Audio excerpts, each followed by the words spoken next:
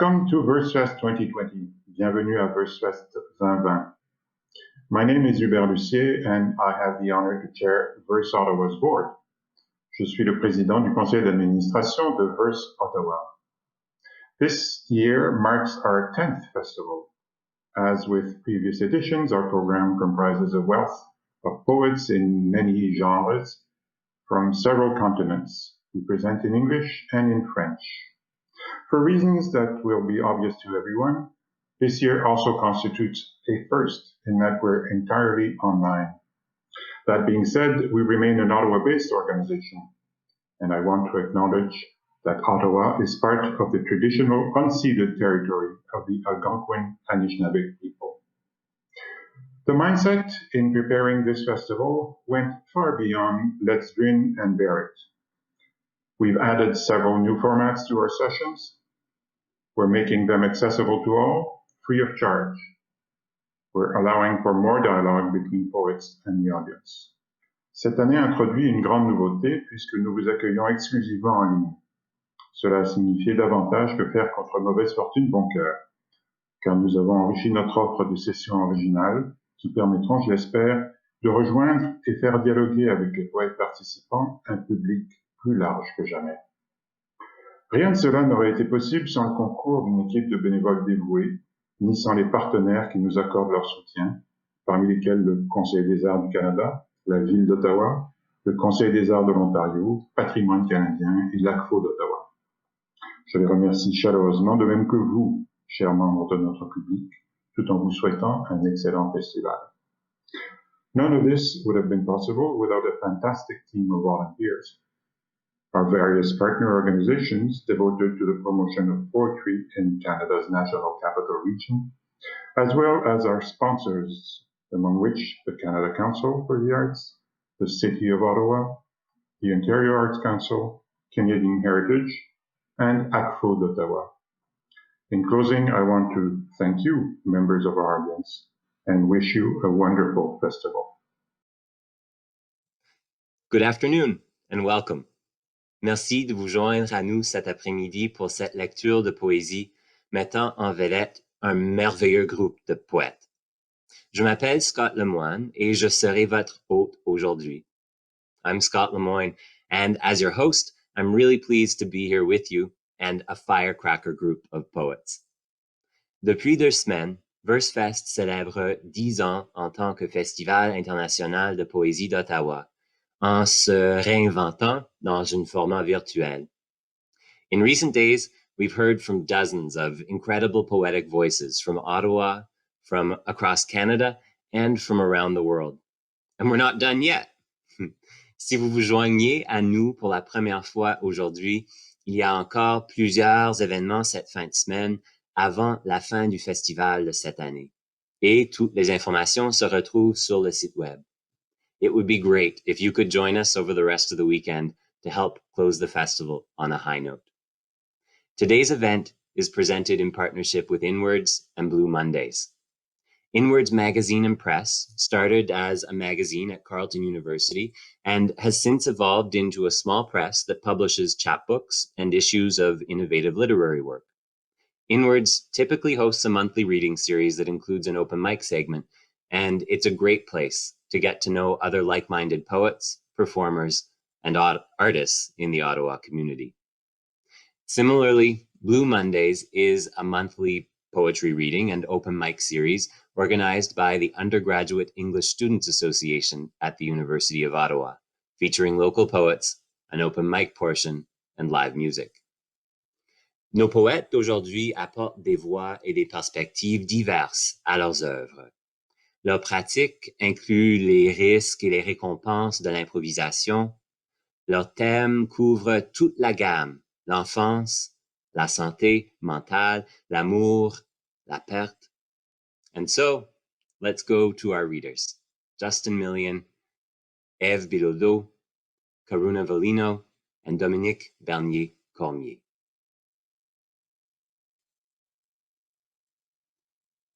I had the pleasure of seeing our reader Justin Millian in a duel once, in Ottawa, where over the course of an evening he and another poet faced off over typewriters and produced poems on the spot for the enjoyment of all in a crowded church basement bar on Cumberland Street.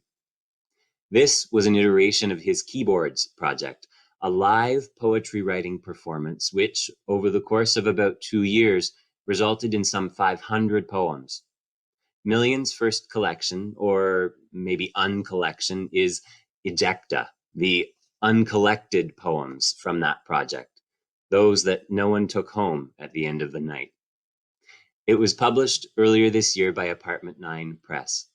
Justin lives in Peterborough, where he is the founder of Show and Tell Poetry Series and the editor of Bird Buried Press. I give you Justin Million.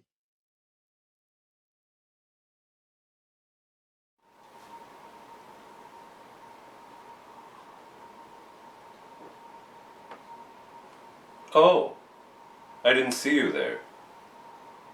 Welcome to my home.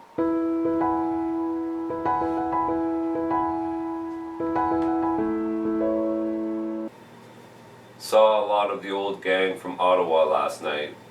Nick was not there, so I wrote a poem for him, left it on a chair, so he was in some way with us.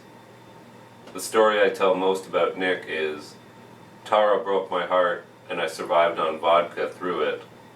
The stoli piled for months until Nick elegantly intervened, reminded me, "You've been in your room drinking all this vodka for months and never once offered me a drink."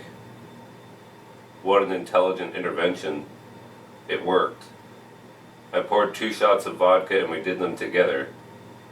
I may have even laughed, the first har in a long time. Amazing how 2 shots of vodka can get you off the sauce. Peterborough, where the slow heat death of the universe meets the slow heat death of the universe. Peterborough, live outside the ordinary places to find work. Peterborough, live outside the ordinary expectation of wearing a shirt. Peterborough, live outside the ordinary rooming houses. Peterborough, don't let the crippling anxiety and social inequality hit you on the way out. Peterborough, where Hallmark cards cost $77,000. Peterborough, where the new library accepts your methadone card. Peterborough, we miss subway stamps. Peterborough, where most folks' idea of poetry involves really listening to April Wine. Peterborough probably owes you money. Peterborough, where radio station catalogs meet the public domain, or April Wine. Peterborough, where guns carry police officers. Peterborough, we were all, at some point, telemarketers. Peterborough, kitchen experience required. Peterborough, will join Toronto for food. Peterborough, GE would make a killer paintball grounds. Peterborough, where the bars meet bars. Peterborough, there is no place like anywhere else. Peterborough, calls cocaine booger sugar. Peterborough, the pubic hair in the mouth of the province. Bifurcation refers to the division of something into 2 branches or parts. It is a very timely word. Unfortunately, history does not allow branches. It is a river going one way. No Tralfamadorians coming to show us the strings off the line, how everything that has or will happen is always happening. The hero eventually embraces the villain. The human heart, that fleshy thing we pour so much meaning into, has 4 chambers, 4 paths streaming in, labeled right and left, left, right, left, right. History is a war on the heart. The strings off the line of the forward thread of our common story branch into untold ethers, unpredictably, never to beat again, which makes us afraid.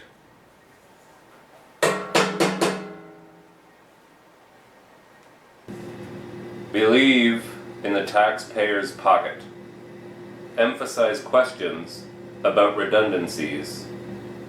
The Constitution is a tool, like commercial brakes. There is no way to resolve Hitler. Cuts in the reduction industry.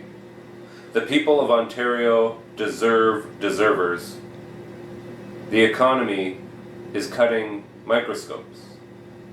Fairness is about leadership, which is about applause, which is about two hands coming together. Who has the ambition to afford a dentist? Harsh words are the new family budget for families. Ontario families. Ontario families need megaphones. Average Canadians want the drain to circle left. Conservatives believe in the Ottoman Empire, backs for their feet. Finding balance is a practical solution for being tackled.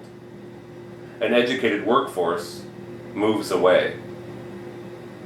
The first question from the audience is an answer responded to via more fucking questions.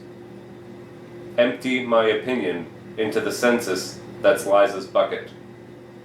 Incorporate business into my change jar. Thank you, Steve. I'd like to begin my answer by being interrupted. Ontarians work very hard, but we need more rights and freedoms for our inanimate friends. Support broad strokes.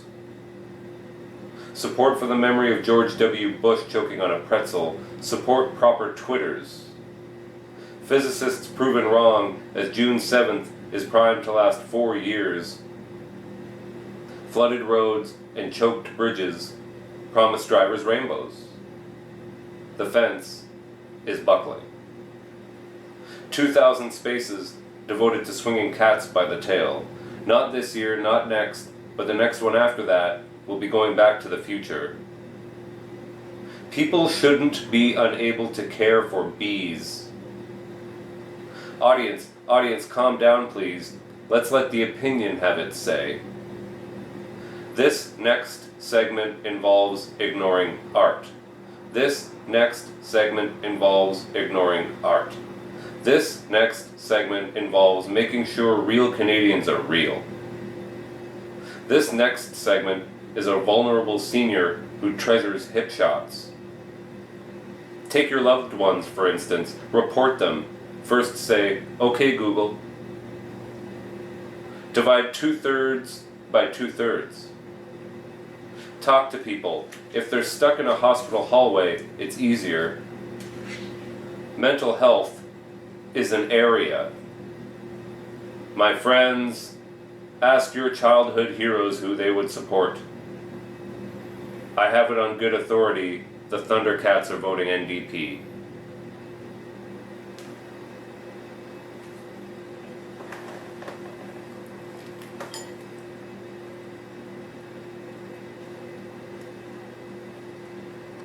Those odd, inspirational sitcom episodes where Dad almost dies of a heart attack.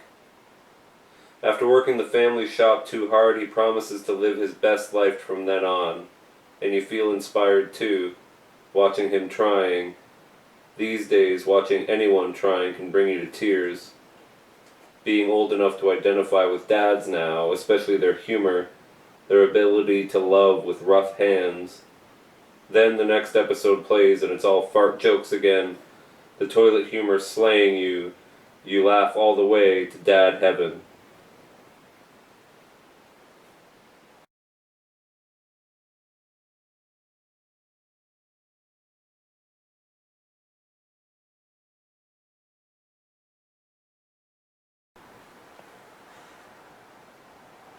You're still here?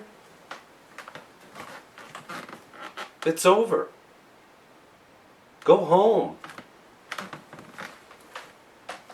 Go.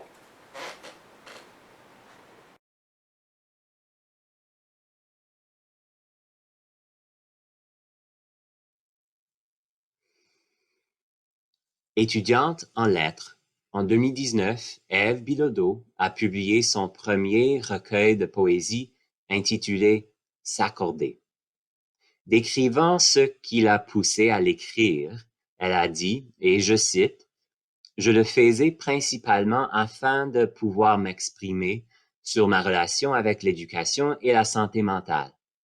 Je ressens le besoin urgent d'ouvrir la voie sur des enjeux de société qui marquent le monde d'hier, d'aujourd'hui et de demain. » Fin de citation.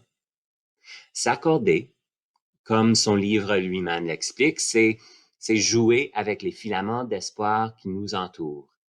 Et son recueil le fait avec une irrémédiable besoin de briser les tabous et les standards au moment présent, tout en laissant de côté l'impératif mode de survie. Je vous présente Bilodeau.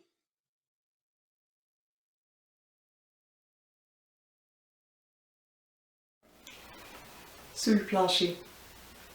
Il y a toujours un début. Le mien s'est fortifié derrière tes jambes, suspendu à attendre que le malaise passe. Rassuré par le contraste du tissu, main dans la main, je m'accroche, m'incline, m'enracine, peau et vertu. Comme ces enfants qui craignent un départ imprévu et tous les endroits où se baignent les malentendus par dizaines. Tu me protèges des interactions, peuplées de la vague d'inaction dans des mouvements superflus. J'arpente ce qu'il restera de nous quand je serai trop grande, trop téméraire pour m'immiscer sans me faire prendre des suppositions. J'ai peur des regards qui m'assomment, m'extirper des doigts enlacés si serrés, je crains. Les conversations qui menacent de s'éteindre. Je suis un fleuve, je suis le courant. Je ne cesse jamais de noyer les mots et les chandelles. Déjà éteinte à de multiples reprises, je souffle sur les moments, sur les blessures. Devant les silences, je pense sans que rien ne se passe. Je scrute les visages, figures d'impasse, les sourires se dessinent tranquillement. Derrière la vague d'empathie, je suis moi-même un vitrail qui filtre les émotions des autres. Même en grandissant, tranquillement, je m'essouffle devant les soirées que j'ai commencé par penser à quitter, épuisé d'y avoir mis les pieds sans reculer. Figé des salutations, j'ancre dans le cycle des précipitations, je me sens chuter. Coulé dans le flot éperdu des temps perdus à attendre que le malaise passe, mais rien ne bouge, la bouche éteinte, brûler des mots pendus à ses lèvres secrètement, en pensant à un endroit où me tenir, que plus rien ne puisse me retenir. Je repense à tes jambes, à tes propres pieds. Je voudrais qu'ils m'écrasent doucement, vivre toutes les soirées liquéfiées sous la plante du plancher, m'enraciner. À contre-courant, devant l'énergie des autres, c'est l'implosion. Ce n'est plus le derrière de tes jambes qui ne cédait pas, qui me couvrait de paroles pour que je m'envole, rassuré par l'innocence devant notre époque éteinte de toute nostalgie. Je passe ma soirée dans les reflets, dans les bulles du champagne regardées avec tant d'attention que je deviens des leurs. Une bulle dans la foule, protégée des mots qui découlent de ceux qui ne parlent plus, de la peur qui refoule. Je n'ai pas vu grandir l'enfance entre le territoire masqué des jeux d'équipe. Ceci est une ode à l'enfant rayé de l'individualité, forgé de la lutte des grands sur un corps vierge de guerre tremplin, entre le sentiment de déclin et l'absurdité des autres qui dépeint sur soi. J'ose penser que je me suis désarmée de la gêne, mais surtout de la haine d'un univers où grandir ne veut plus rien dire parce qu'on a voulu trahir. Les autres sont mon mirage. Éteignez la noirceur, on y verra mieux les lieux de l'enfance craintive qui de toute tentative tirera sur les fils de son introspection. Il y a toujours un début, mais je préfère la fin. La fragilité, la présence tranquille des êtres qui se chevauchent sur le plancher. Les gens qui ne parlent pas, les gens qui enjambent les noyades tête première, les charades sans réponse, les répondeurs toujours trop pleins. L'écho des voix qui se répètent et s'acharnent à tout ce qu'on ne voit pas mais qui existe. Les paradoxes humains, l'introversion, les luttes tranquilles. Sous le voile quotidien, j'ai parlé, mais jamais vous ne verrez l'enfant et les jambes croisées, main dans la main, pour qu'on ne les oublie en trinquant le champagne et en rêvant sans penser à la fuite et à ce qu'il y a sur le plancher derrière tes jambes. L'homme de verre. Tu étais une tombe brodée à l'histoire de ceux qui n'osent quitter. Tu étais une tombe pendue au combat de la liberté, filature de tes poumons flétris de l'inaccessible. Je me suis nourrie de ton cadavre mouroir pour me libérer d'une nature artificielle, d'un cycle angulaire du malaise. J'ai habité ton corps et ses méandres et ses succès de mort pour mieux comprendre ton geste fatal. Lorsque tes membres se sont emmêlés, À la corde nourricière de l'oxygène, on a pu pleurer sans gêne ton innocence d'enfant démuni d'autonomie. Sous le voile de verre brisé, tes lèvres hermétiques balançaient la rancœur des rêves bannis. À tes pieds, je succédais, l'inversion des rôles qui nous précèdent. L'haleine en soubresaut, les nuits ne servaient qu'à m'unir combat et vitalité. Mes mains d'enfant s'assurant que tu ne camperais pas en de fausses promesses, partir quand je serai grande. Dans le démembrement des jours, j'arpentais tes veines, fuyante de tout ce qui ne leur appartiendra jamais plus, depuis que tes jambes pantins avaient imprégné la fibre de tes draps recouvrant ta honte.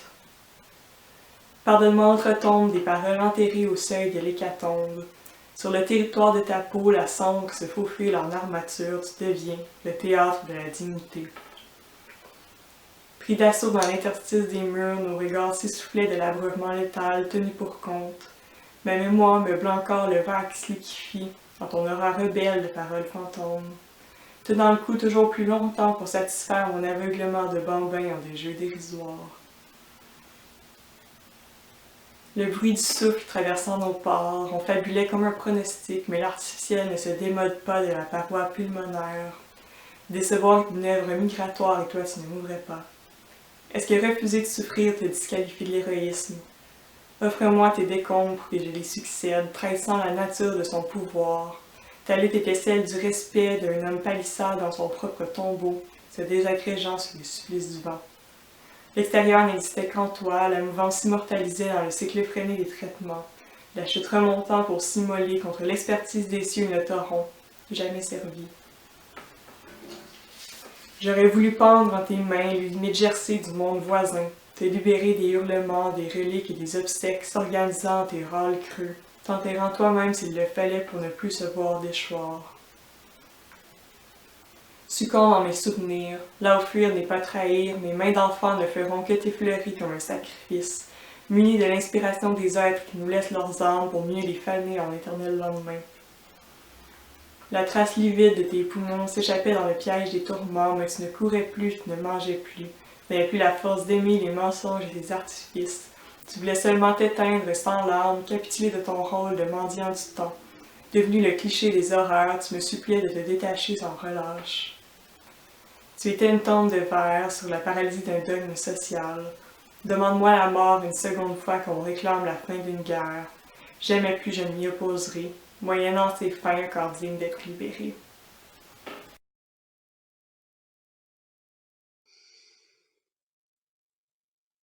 In their chapbook, A Year in Violets, published in 2018 by Grey Borders Books, Karuna Vellino writes of a fight against fear. Quote, "You are spattering your life with stars, putting up little lights in every room." In fact, Karuna's poetry is full of these lights that come on suddenly and cause the text to reverberate with the questions at the center of their work. The experience of queerness, intersectional feminism, love, loss. Who is Karuna? To share some of their bio, Karuna Vellino is a lesbian, non-binary, and disabled writer currently living in Montreal, Quebec.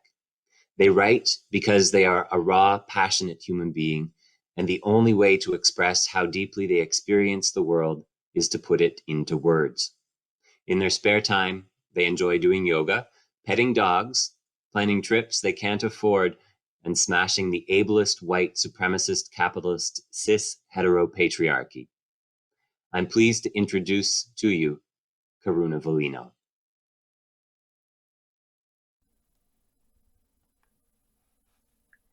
Symphony of Night. I sing and fireflies twinkle in muggy twilight, my voice an echo to their dance, calling to the heat of the early August evening. We meld in harmonies of light and sound. I don't know how to say it. Every time I open my lips or pick up a pen, I am turned to stone. All I have is a song about burning. All I can do is sing it, adding one more string of sorrow to the symphony of night. By the time dawn crowns and the sun sifts its bluish golden light across the garden, nothing has changed. The same joint, the same clawed-up picnic table, the same garden with its drooping apple tree, nearly breaking under the weight of her own fruit. Light repaints the landscape, and everything is made brand new. It is holy, the way the sun refuses to stop rising. Still, the sickening stomach churn of night lingers, an unwanted cluster of cells in a young body. Through the vivid shine of morning, I can see it all so clearly, each diamond drop of dew on every blade of grass, the ants parading their way forward in this murderous and massive world, with so much will and purpose it never comes into question. All seems so simple. I know in truth nature is just another violence we must reconcile with, but isn't it beautiful? I know it can't be both. I also know it has to be. On Rice and Dying, for Paul Monet and Rog.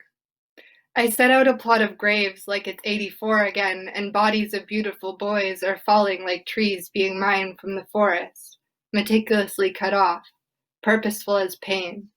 Picking through the plights of my people is a chainsaw surgery. It is digging like a feral dog, tearing at earth with teeth and claws. Gnawing my way through the muck of past and present, I peel open its wounds like I am peeling open a fruit skin. Hangnails stung with citrus, on my tongue the sour sick taste of being utterly forgotten. I know I must swallow these glass shards of sorrow, choke it all down with my tea and continue. I would ask time for a favor, but I know it doesn't work that way, so I dive deep in the search, and like an archaeologist, begin to uncover sharp shards of history that have been so cleanly hidden. Holding these pasts, dense and vital as marrow, I feel the scorch marks of lovers' lives split open, wide and empty as a universe. I feel the slow burn of bodies in black body bags.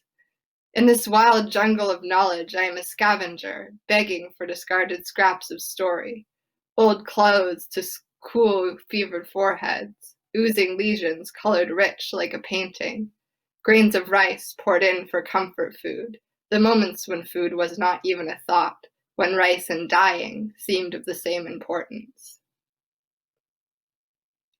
The 80s. It's the 80s and your lover is dying. It's the 80s and there's a TV star criminal for president. It's the 80s and we don't know much except this virus is a killer of the poor and the pansies. It's the 80s and you begin to see graves in your dreams. It's the 80s and your dreams aren't really dreams anymore. It's the 80s and all of your friends are shaking like November leaves, ready to fall off the map of this world at any moment. It's the 80s and crying doesn't cut it, so we smash plates on the gravel path beside the river. It's the 80s and you can't expel the sterile scent of sanitizer from the bedroom. It's the 80s and all you can see is your heart in a hospital bed slipping away without a hand to hold. It's the 80s and you know the future hardly looks any different. History repeats itself. The space eats away.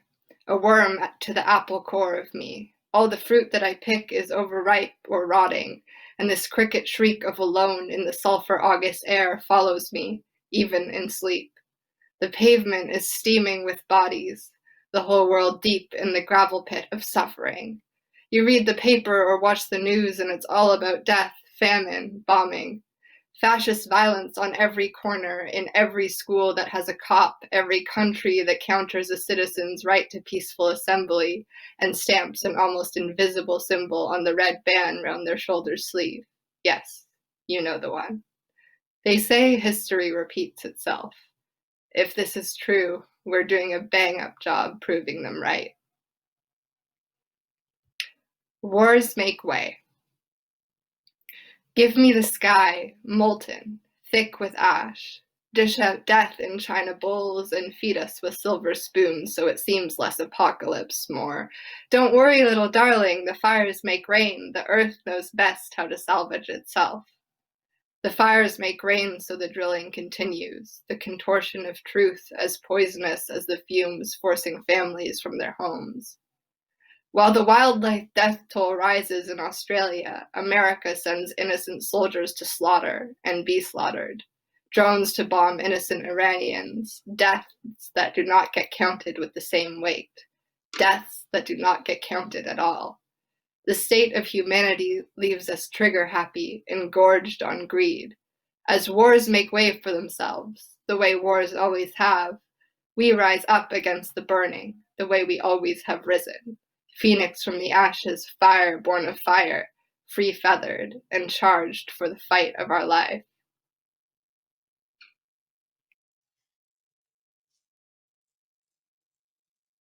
Dominique Bernier-Cormier was born in Quebec and spent the summers of his childhood on New Brunswick's Acadian coast. But he grew up in Moscow, Paris, and Beijing, where his father worked as a foreign correspondent for CBC Radio-Canada television. Bernier-Cormier won the Fiddlehead's Ralph Gustafson Prize for Best Poem in 2017 for Fabric. His poems have also been shortlisted for the Montreal International Poetry Prize, ARC's Poem of the Year Award, CV2's Young Buck Poetry Prize, and a National Magazine Award. His chapbook, Englishing, was published by Frog Hollow Press in spring 2017. He is currently a poetry editor for Rahila's Ghost Press. His first collection, Correspondent, was published by Icehouse Goose Lane Editions in 2018 and has been described as, quote, a book of poetic journalism and social justice. Welcome to the Versefest stage, Dominique Bernier-Cormier.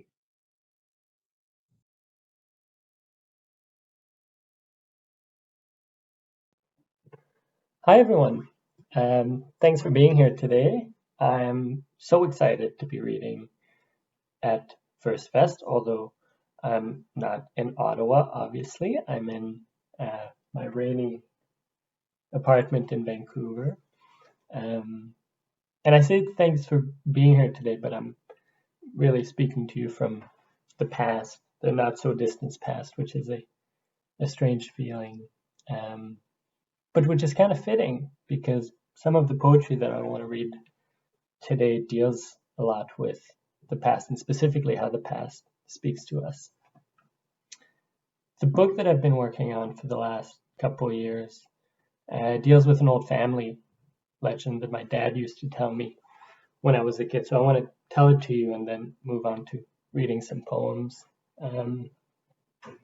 In 1755, as some of you may know, the British forces in Acadia started deporting the Acadian population. So gathered the families, often separated them, put them on different boats, and sent them to the American or the British colonies at the time along the East Coast, so all the way from Massachusetts and Maine down to Georgia, South Carolina, and eventually a lot of the Acadians ended up in Louisiana.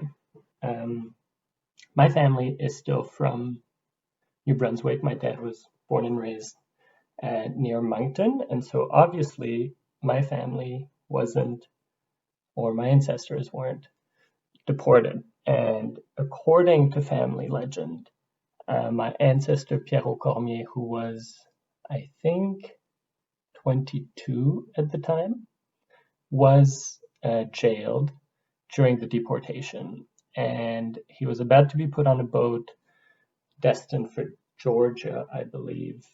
But the night before he was supposed to be deported, his wife visited him in jail in Fort Beauséjour and brought him supposedly some sort of picnic basket or some food, but also secretly brought him one of her dresses or some women clothing that he then put on and just walked out of the jail. And my dad has always told me that that's why we're from Coquin in New Brunswick and not Lafayette in Louisiana. And I've always loved that story. I've always found it really fascinating, really poetic. And so I started writing poems that kind of deal with it and deal with that tried to imagine a future where that hadn't happened. And so that tried to imagine where my family would be and where I would be if Bilodeau hadn't escaped from Fort Beauséjour wearing that dress.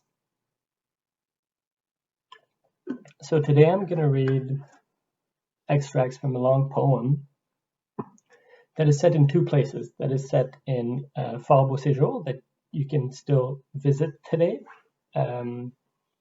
It's a National Historic Site, and you can actually even rent a tent and sleep in the ruins of the fort.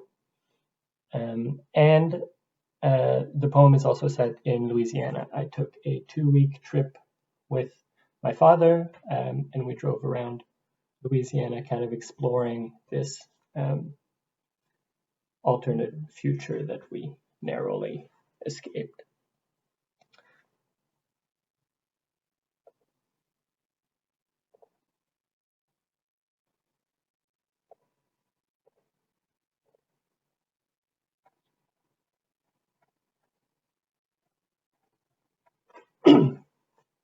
The poem is called Fugitive Chic.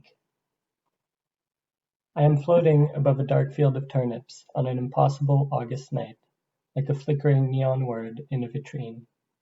It is 1755. I am not born yet. Inside a star-shaped jail nearby, a man is stepping into the plus que parfait of his wife's dress.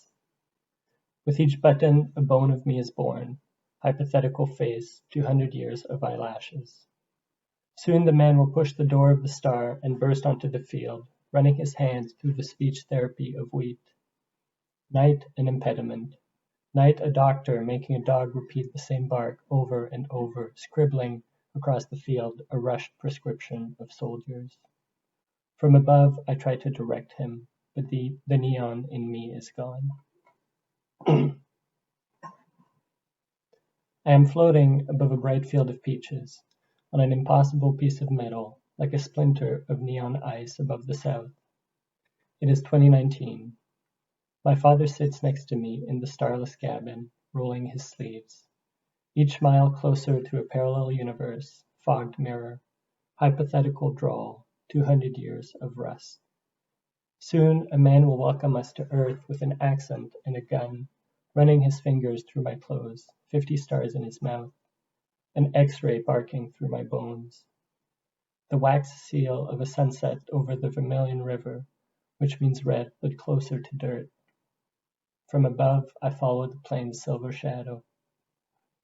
The river is a museum of stolen water, the bayou a quiet orchestra of mud.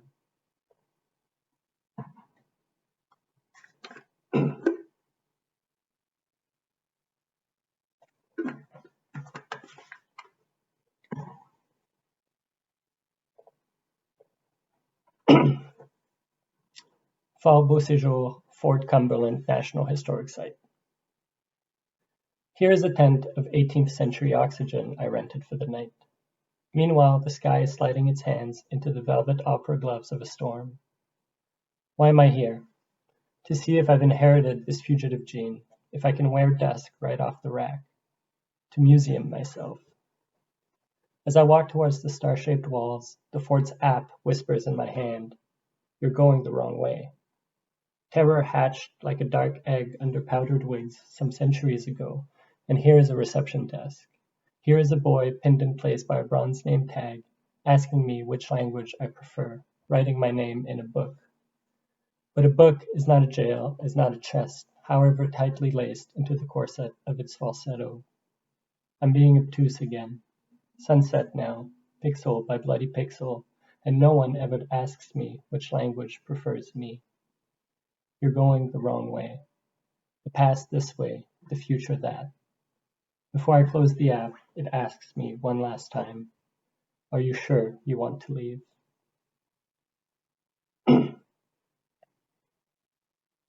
Center for Acadian and Creole Folklore, University of Louisiana at Lafayette. Première aube, et je vous jure déjà the greenish rumors of tornadoes. Why am I here? To speak to the dressless, to those who've inherited the dominant gene of exile and not the moonlit mutation of evasion. Sorry, I'm being lyrical again. In the archives, I listen for a voice that will click into my chest like the long-lost half of a twin amulet. I record 12 seconds of southern rain and tried to hear the Cajun in it, tried to give poetic, haunted subtitles to the static, Like on TV when a man in a flat cap and a goatee tiptoes around a castle bathed in green light, calibrating an instrument. Outside, a tag hammered to a tree with tiny gold nails tells me magnolias are so ancient they were first pollinated by an animal who went extinct long before any human. Avant tout orfèvre, tout geôlier.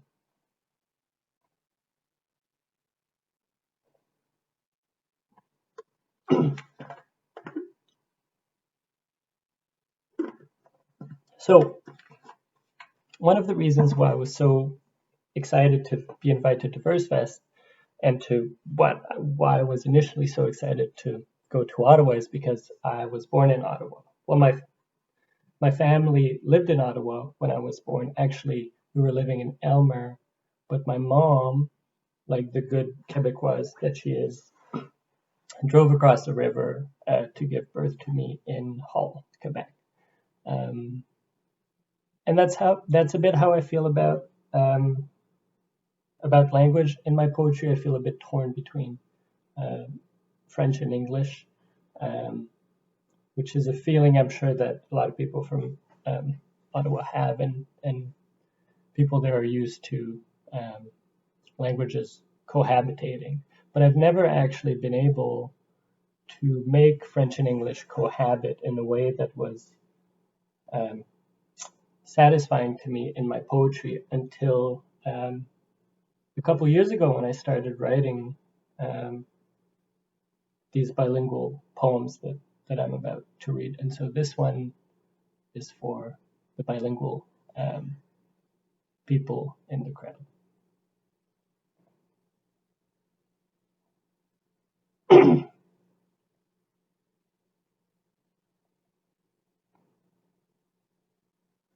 My mouth is made d'un métal bleu américain. Mes ancêtres furent traduits against their will. Red waves sous chaque unknown word.